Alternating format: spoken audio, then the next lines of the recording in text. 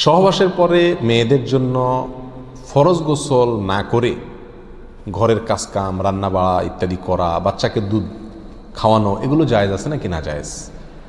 গোসল ফরজ হওয়া অবস্থায় গোসল না করার আগ পর্যন্ত কয়েকটা কাজ করা নিষেধ।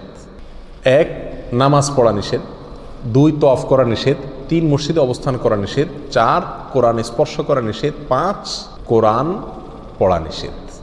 এই 5টি কাজ ছাড়া আর কোনো কাজ কিনা নিষেধ না।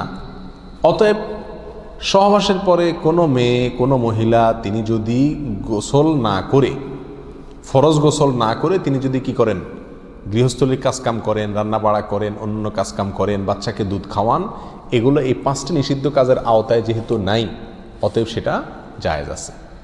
আমাদের দেশে যত কঠোরতা সব মেয়েদের উপরে, ছেলেদের উপরে নাই। ছেলে গোসল ফরজ হয়েছে, 2-4 ঘন্টা শুয়ে রয়েছে বা এমনকি হাঁটাহাঁটি করছে, তাকে তেমন কেউ কিছু বলে না। সমস্ত চাপগুলা মেয়েদের উপরে।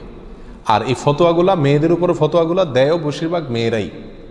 কথার কথা, ননদ আছে, শাশুড়ি আছে বা অন্য কেউ আছে বা জাল আছে, তো তারা খোঁচাইতে শুরু করে যে গোসল না করে বাচ্চাকে দুধ খাওয়াচ্ছে। কোনো বাচ্চা কাঁদতে কাঁদতে মরে যায় কিন্তু দুধ খাওয়ায় না, কেন? কারণ গোসল করে নাই। তো এগুলো না জানার কারণে হয়েছে। ফরজ গোসল না করে 5টি কাজ করা নিষেধ, এর বাইরে আর কোনো কাজ নিষিদ্ধ না। অতএব এমনকি আপনি রোজাও রাখতে পারেন, কি ফরজ গোসল না করে রাখতে পারেন বলতে সাহারি খেতে পারেন, সাহারি খেয়ে রোজা শুরু করতে পারেন। তাহলে আপনি বাচ্চাকে দুধ খাওয়াতে পারবেন না, কে বলেছে? বাসায় কাজ করতে পারবেন না, কে বলেছে?